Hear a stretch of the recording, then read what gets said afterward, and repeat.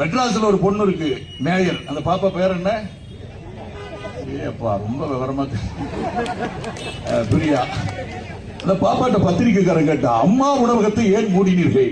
உடனே அந்த பாப்பா சொல்லுச்சு, அந்த ஹோட்டல்ல ப்ராஃபிட்டே இல்லை, அது லாஸ்லயே போகுது. அம்மா அது என்ன சரவண பவனா ஹோட்டலா? அடையா ஆனந்த பவனா? லாஸ்லயே போகுது. அம்மா சிமெண்ட், அதைத்தான் வலிமை என்று மாற்றினோமே. அம்மா சிமெண்ட் எவ்வளவு ரூபாய்க்கு தந்தோம்? 200 ரூபாய். அம்மா வலிமை சிமெண்ட் 350. இதுக்கு பேரு திராவிட மாடல். வெப்பா கலைஞர் காப்பீட்டு திட்டம். வாத்தா விட்டு பணம் அது. அதை முதலமைச்சர் விரிவுபடுத்தப்பட்ட காப்பீட்டு திட்டம் 5 லட்சம் ரூபாய் இந்த அரசு தரும். அம்மா சொன்னா வென்றா, வந்தா தந்தா, மறைந்தா. எடப்பாடி வந்தா 5 லட்சம் தந்தா. இந்த மூதேவி வந்தது நிறுத்திவிட்டது. ஒரு பெட்டியை வச்சார். இந்த பெட்டியிலே உங்களுடைய கோரிக்கைகளை எல்லாம் போடுங்கள். உங்கள் கண் முன்னாலே நானே பூட்டுவேன். இந்த பூட்டவரன் பார்த்தா கையில் வச்சிருந்தான். உடனே நீங்கள் அத்துறை கோரிக்கைகளை போட்டு விட்டீர்கள்.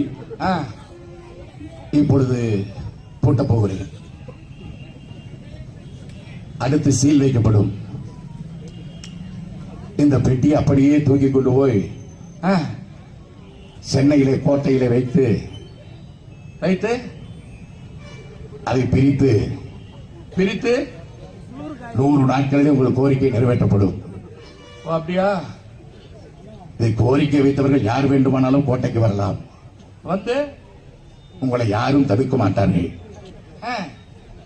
உள்ளே வந்து நான் எப்படி நிறைவேற்றுகிறேன் என்பதை பார்க்கலாம். செஞ்சானா? செஞ்சதா? கேட்டா நான் கலைஞருடைய பிள்ளை இல்லையா? அப்படித்தான் இருப்ப. ஏற்றாதே ஏற்றாதே. உடனே அல்ல கையை ஏற்றாதே. மின் கட்டணத்தை ஏற்றாதே, மின் கட்டணத்தை ஏற்றாதே. உயர்த்தாதே மின் கட்டணத்தை உயர்த்தாதே, மின் கட்டணத்தை உயர்த்தாதே. எவ்வளவு ஏற்றுனதுக்கு? யூனிட்டுக்கு 1 பைசா ஏத்தலாமா? 1 பைசாவுக்கு ஏத்தாதே. நீங்க யார் முதலமைச்சர்? முத்துவேல் கருணாநிதி ஸ்டாலின் எனும் நான். 2500 ரூபாய் பண்ணிட்டேன். 1000 ரூபாய் இழுத்து மூடு. எடப்பாடி ஆட்சியில் உடனே அல்ல கையை இழுத்து மூடு. டாஸ்மாகை இழுத்து மூடு. மூடிவிடு.